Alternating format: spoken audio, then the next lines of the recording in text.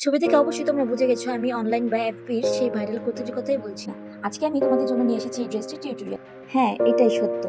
এই ড্রেসটি বানাতে আমার কতটুকু কাপড় লেগেছে এবং কত টাকা খরচ পড়লো এবং কুর্তিটি স্টিচিং এর সময় আমার কি কি ডিফিকাল্টিস ফেস করতে হয়েছে, দুটি লাচি সুতা ইউজ করে ড্রেসটি বাজেট ফ্রেন্ডলি বানালাম অল্প খরচে, সবই থাকবে এই ভিডিওতে।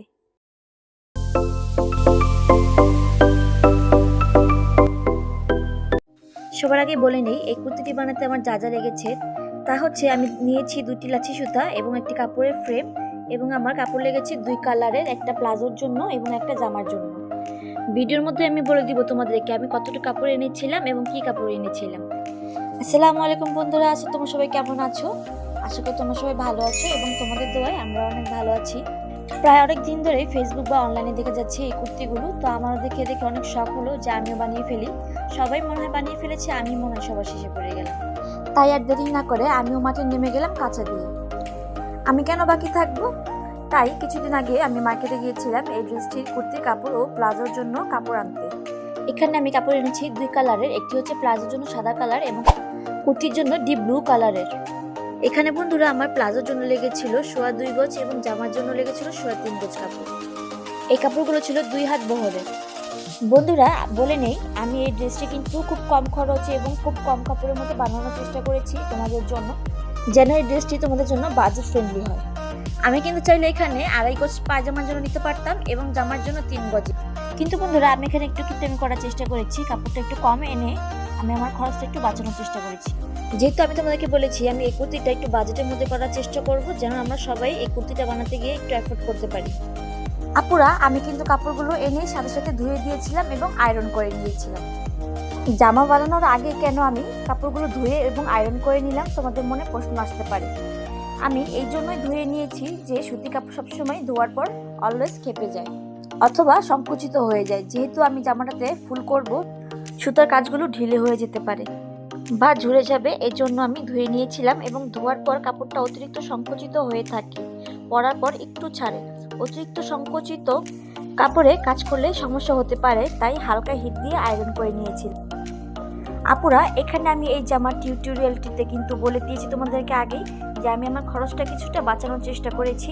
সেক্ষেত্রে এই পুরো জামাটার কাজে কিন্তু আমি মাত্র দুটি লাচি সুতা ইউজ করি। দুটি লাচি সুতা আমি বাজার থেকে এনেছিলাম 20 টাকা 20 টাকা 40 টাকা দিয়ে। এখন তোমাদের মাথায় প্রশ্ন আসতে পারে আমি বাকি সব ফুলগুলো কি দিয়ে করলাম। বাকি সব ফুলগুলো কিন্তু আমি এই ছোট কাটিং সুতাগুলো দিয়ে করেছি। এই সুতাগুলো দিয়ে কিন্তু আমরা কাপড় সেলাইয়ের কাজ করি। এই সবগুলো সুতাই কিন্তু আমার ঘরে ছিল। এই সুতাগুলো দিয়ে আমি কিন্তু প্রায় মাঝে মধ্যে অন্যান্য যে ছোটখাটো হাতে কাজগুলো থাকে করে থাকি। আপুরা, আমি কিন্তু আগে নিচের পাটের কাজটা করেছি। এই পাটটায় কিন্তু তেমন একটা গর্জিয়াস কোনো কাজ হবে না, এই পাটটায় ছিটানো কাজ হবে, তাই নির্দিষ্ট দূরে দূরে আমি ফুলগুলো আর্ট করে নিয়েছিলাম এবং এখন ফুলগুলো তুলে নিচ্ছি। তোমরা এখন যে ফুলটি আমাকে করতে দেখছো, এই ফুলটা আমি ফেসবুক থেকে দেখেছিলাম, তাই দেখে আমি করার চেষ্টা করেছি। আমি যেভাবে দেখিয়েছি তোমরা যদি এভাবে ট্রাই করো, ফুলগুলো অবশ্যই তোমরা সুন্দর করে নিতে পারবে তোমাদের জামায়। যে আপুরা আমার এই ভিডিওটি দেখছো, তাদের মধ্যে যদি কেউ এই ড্রেসটি বানিয়ে থাকো, তাহলে অবশ্যই আমাকে কমেন্ট করে জানাবে এই ড্রেসটি তোমরা কোন কাপড়ের উপর বানিয়েছো এবং কত টাকা গজ কিনেছো। আমি কিন্তু গরমের কথা চিন্তা করে জামার কাপড়টা একটু দামি নিয়েছি। যেহেতু দাম বেশি সেহেতু কাপড়টি কিন্তু অনেক পাতলা ছিল, তাই আমার হাতের কাজগুলো করতে একটু সমস্যা লেগেছে। যারা এই ড্রেসটি বানাবে তারা আরেকটু কমের মধ্যে কেনার চেষ্টা করবে, এতে করে তোমাদের কাপড়টি ভার হবে এবং হাতের কাজেও সুবিধা হবে। নিচের পাটের প্রায় অনেকগুলো ফুল আমি কমপ্লিট করে নিয়েছি, আর যে ফুলগুলোর আমি ভিডিও নিতে পারিনি তার ছবিগুলো তোমাদের সাথে আমি শেয়ার করছি। এই ড্রেসটি আমি ফার্স্ট টাইম করেছি, তাই আমার তেমন কোনো এক্সপিরিয়েন্স ছিল না। বানাতে গিয়ে যতটুকু আমার এক্সপিরিয়েন্স হয়েছে তাই আমি তোমাদের সাথে শেয়ার করলাম। যদি আমি কোনো ভুল ইনফরমেশন দিয়ে থাকি তাহলে আমাকে অবশ্যই কমেন্ট করে জানাবেন। এই ফুলটি আমি যে বানাচ্ছি তোমরা দেখতে পাচ্ছ, এই ফুলের যে আমি নটগুলো দিচ্ছি এগুলোকে বলে ফ্রেঞ্চ নট। এই ফ্রেঞ্চ নটটি দিয়ে আমি প্রায় অনেকগুলো কাজই করেছি আগে। এটা করতেও অনেক সুবিধা এবং এটি দেখতেও সুন্দর লাগে। এইভাবেই আরেকটি ফুল বানিয়ে নিব। আমি ফুলগুলোর ডিজাইন অনেক জায়গা থেকেই কালেক্ট করেছিলাম এবং তা দেখে দেখে কিন্তু আমি ফুলগুলো বানিয়ে নিয়েছি। আপুরা, এইদিকে কিন্তু কথা বলতে বলতে আমার নিজের পাটের কাজগুলো শেষ এবং আমি এখন উপরে পাটের কাজটি করছি। আগে থেকেই আমি মাইন্ডটা সেট করে নিয়েছি যে আমি কিভাবে ফুলগুলো করব এবং কি কালারগুলো ইউজ করব। কিছু কিছু কালার যেগুলো আমি এখানে ইউজ করেছি তা কিন্তু আমার কাছে একদম পারফেক্ট লাগেনি, তাই আমি কিছু কিছু কালারের সাথে চেষ্টা করেছি অন্য একটি কালার মিলিয়ে কালারটাকে হয়তো লাইট করতে অথবা ডার্ক করতে। যেমন এখানে আমি একটা লাল কালারের ফুল দিতে চাচ্ছিলাম, কিন্তু লাল কালারটা আমার কাছে একদম পারফেক্ট লাগছিল না, এর জন্য আমি এখানে দুইটা লাল কালার ইউজ করে একটা শেড বানিয়ে নিয়েছি। যখন যেখানে আমি ফ্রেমটি সেট করেছি ওইখানে যত কালারে কাজ ছিল আমি সবগুলো কাজ একবারই করে নেওয়ার চেষ্টা করেছি, যেন বারবার করে একই জায়গায় ফ্রেম সেট করতে না হয়।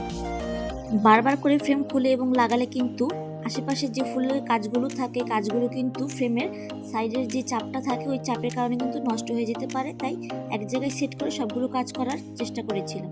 যখন সুতাগুলো দিয়ে আমি কাজ করছিলাম তখন এটা ফিটিং লাগছিল ভালোই, কিন্তু যখন ফ্রেমগুলো খুলে নিচ্ছিলাম তখন কেমন যেন একটা লুজ লুজ দেখা যাচ্ছিল, তাই আমি এর মধ্যেই একটু একটু কাজ করার পর একটু একটু করে আয়রন করে নিচ্ছিলাম, হাতের কাজগুলো যেন কাপড়ের সাথে একদম সেট হয়ে বসে থাকে।